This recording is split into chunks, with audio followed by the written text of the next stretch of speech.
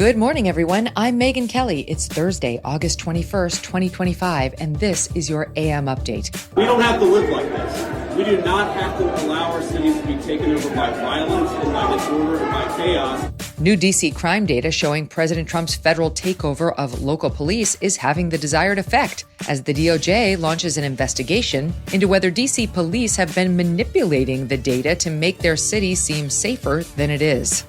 Elon Musk reportedly dialing back plans to form a new political party. At that point, I kind of had a very bad feeling that we weren't searching for a child in the area. 1 week after California baby Emmanuel vanished, neighbors are speaking out about strange behavior by his parents. All that and more coming up in just a moment on your AM update. As President Trump is settling into his new administration, one of the top Democrats in Congress aiming to undermine the Trump agenda is Democrat Senator Dick Durbin of Illinois. And according to our sponsor, the Electronic Payments Coalition, Senator Durbin has a new plan, a government takeover of your credit card. Today, Americans have thousands of choices in credit cards, but they say Senator Durbin's plan will result in less competition and less security, which means more risk for your credit and your identity. You can learn more for yourself at guardyourcard.com. And you could consider telling your senators to stop Dick Durbin's government takeover of your credit card before it's too late.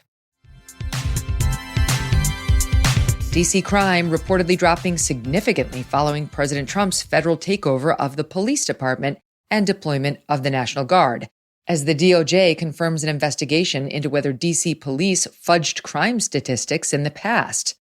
The president declaring a public crime emergency early last week under the D.C. Home Rule Act, which grants the president the power to take control of the city's police force. The D.C. Police Union touting the results of the president's crackdown so far. Overall crime is down 8%, robbery down 46%, assault with a deadly weapon down 6%.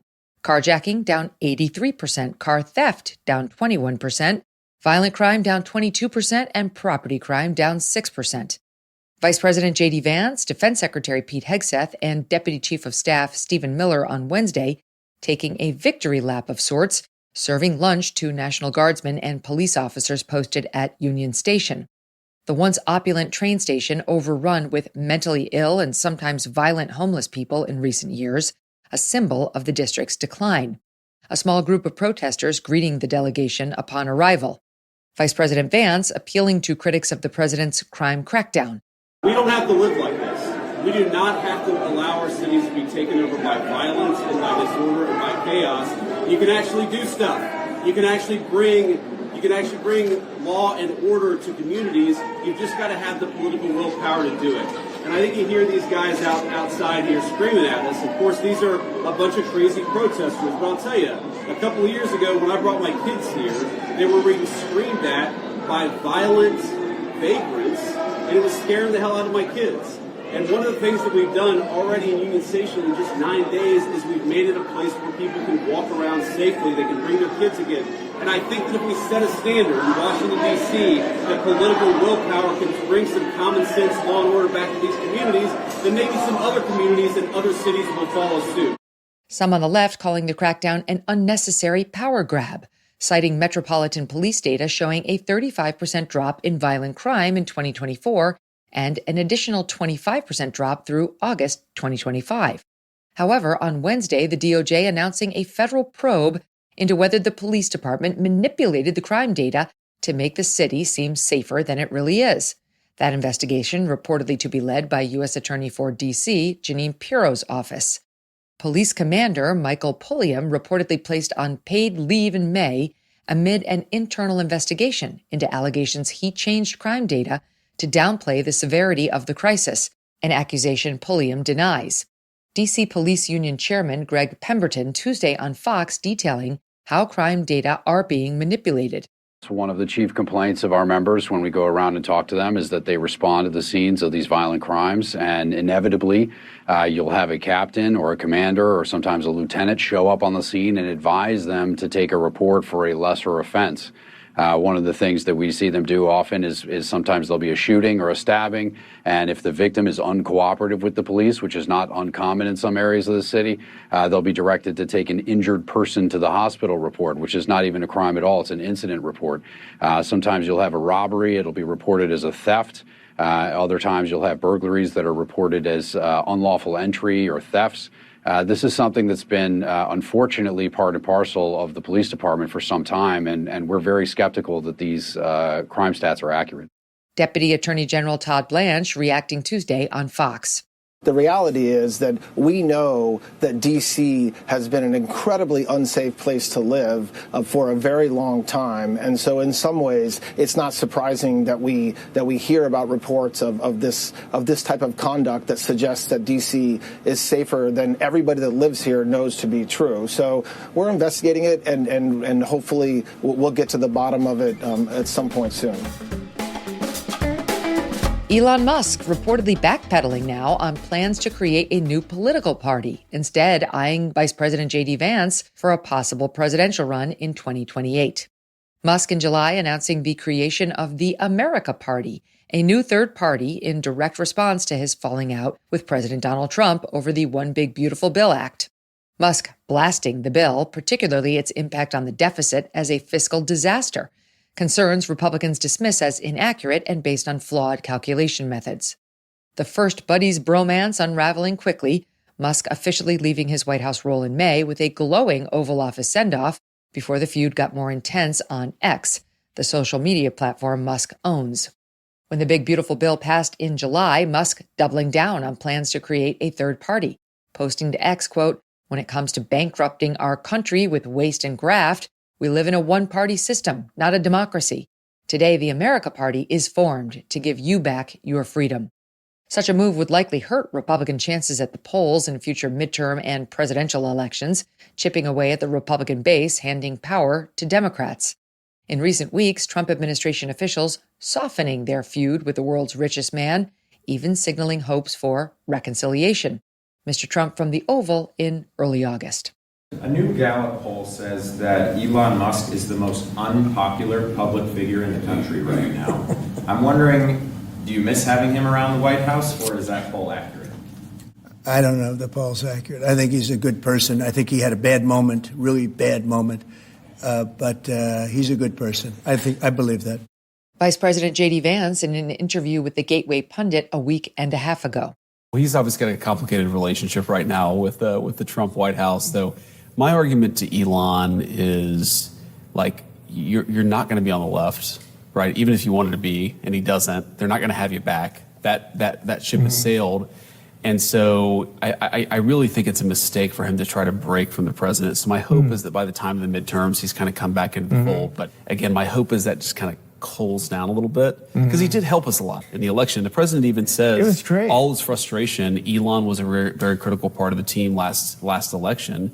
And so my hope is by the midterms, things are kind of back to normal.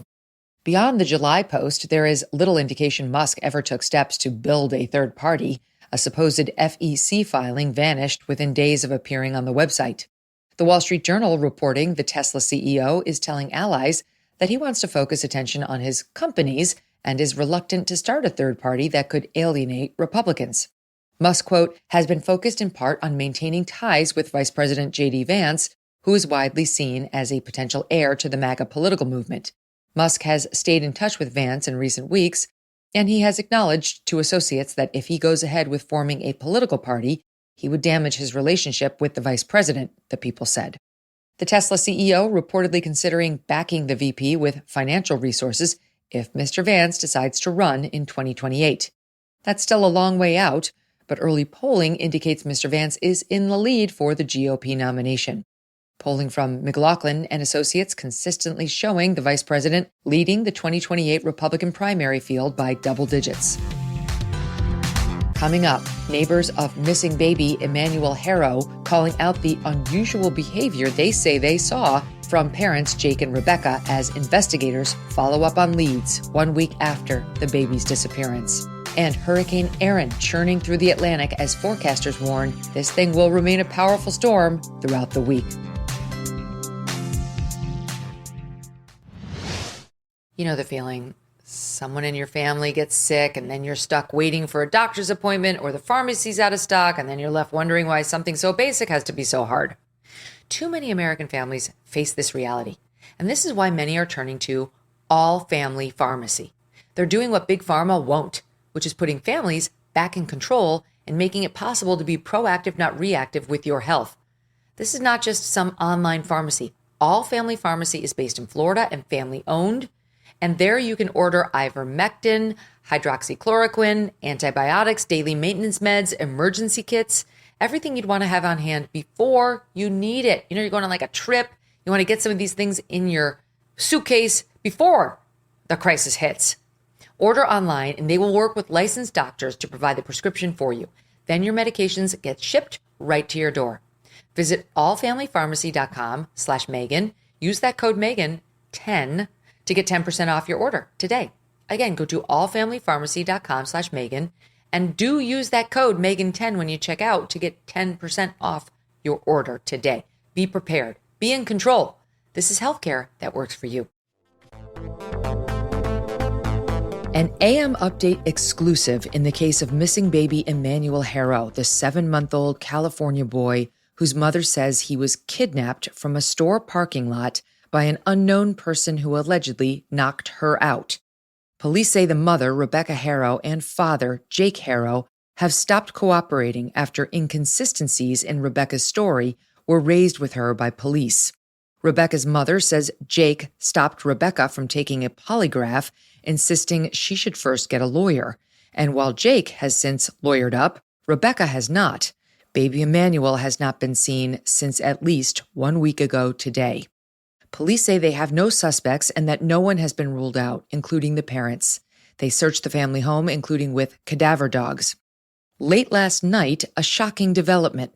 AM Update obtaining court records from Riverside County, California, reflecting a potentially explosive turn in the case. Jake Haro just hit with a motion for a protective order by one of his ex-wives, who says she now fears for the safety of their shared child, a boy named Eli. On Tuesday, Isabel Gonzalez filing a motion for a protective order, both a temporary one and a longer-standing injunction, against her ex, Jake Haro, naming their son Eli as the party in need of protection and alleging as the basis for the motion, quote, domestic violence with children. The docket does not reflect any response yet from Jake, nor what specifically Isabel means by suggesting domestic violence with children as the alleged justification for the restraining order. KESQ-TV reporting that on Wednesday, Jake and his current wife, Rebecca, were seen leaving juvenile court in Riverside County, though the news organization was unable to say why they had been there. The docket reflects that Isabel's request for a temporary restraining order was denied, while a hearing on the request for a preliminary injunction against Jake Haro has been set for early September. As AM Update reported earlier this week, in 2023, Jake's second wife, Vanessa Haro, to whom Jake was apparently married after Isabel, pleaded guilty, as did Jake Haro, to abusing their 10-week-old baby girl, a crime for which Jake Haro remains on probation to this day, probation he's accused of violating. In other developments, the San Bernardino Sheriff's Department confirming to AM Update that the vehicle seized by investigators this week is the same one Rebecca Haro drove to the sporting goods store, where she says she was knocked out by, quote, someone who said hola and then took her baby. News Nation on Tuesday interviewing San Bernardino County resident Heather Walker. Ms. Walker attended a Sunday vigil in honor of Emmanuel. She says parents Jake and Rebecca were not in attendance and has major doubts about Rebecca's story. I personally saw the mother, Rebecca, at the day of they were hosting a search party, and I went to do the search party with them, and I just thought it was very strange that she was walking to her car just fine, or a car in the parking lot just fine, and then the news vehicles started coming in, and then she limped away. So at that point, I kind of had a very bad feeling that we weren't searching for a child in the area. Investigators on Wednesday confirming they have followed up on alleged reported sightings of baby Emmanuel. One alleged sighting, reportedly from Kern County, California, roughly 3.5 hours from the Haro home in Cabazon. We've seen in other missing baby cases that the vast majority of these so-called sightings wind up being false leads. An attorney for Jake Haro, named Vincent Hughes, appearing on News Nation Tuesday night, saying his client has offered to cooperate with police. I spoke to the detectives yesterday, offered for Jake to continue to speak with them, have not been made aware of any request today to speak with Jake. I don't represent Rebecca. That needs to be very clear, but I have not been asked to produce Jake. The Sheriff's Department on Wednesday releasing a statement that reads, quote, "While Emmanuel's father has retained an attorney, if the parents choose to work with detectives, we welcome their cooperation as we continue efforts to locate Emmanuel." Authorities also responding to reports of a house fire at a neighbor's property near the Haro home, saying, quote, "At this time, we have no information indicating the fire is related to the investigation, and we will continue to communicate with fire investigators as their investigation progresses." The San Bernardino Sheriff's Department urging anyone with information to call 911 or their office at 909-890-4904. North Carolina declaring a state of emergency Wednesday in preparation for the impact of Hurricane Erin. As of the Wednesday evening advisory, the storm at Category 2 with 110-mile-per-hour winds running nearly parallel up the U.S. East Coast, forcing evacuations of more than 2,200 North Carolina coastal residents. The National Hurricane Center issuing tropical storm warnings from coastal North Carolina up through southeastern Virginia, as forecasters anticipate waves of 15 to 20 feet along the Outer Banks and hazardous surf spreading well beyond the Carolinas, with possible flooding to a dozen states. National Hurricane Center Director Dr. Michael Brennan warning that even though Erin's center is offshore, its massive size will drive dangerous conditions for days. Despite the fact that the core of Erin is going to pass well offshore of the North Carolina coast as it turns northeastward and then east-northeastward as you go from Wednesday into Thursday, the forecast size of the tropical storm force winds that currently extend out over 265 miles from the center, that wind field is going to continue to grow, bringing tropical storm conditions, dangerous wave conditions to the North Carolina Outer Banks, and that big risk of rip currents along the entire East Coast from South Florida all the way up through southern New England at a high risk of rip currents, moderate risk up into northern New England. So please, it's not going to be safe to get out into the ocean along much of the United States East Coast today and through much of the rest of this week. Authorities reportedly making about 60 rescues in North Carolina alone this week as Erin fuels rip currents and dangerous waves from Florida all the way up to Canada. The storm expected to remain powerful through the end of the week. And that'll do it for your AM update. I'm Megyn Kelly. Join me back here for the Megyn Kelly Show live on SiriusXM Triumph Channel 111 at noon East, on youtube.com/Megyn Kelly, and on all podcast platforms.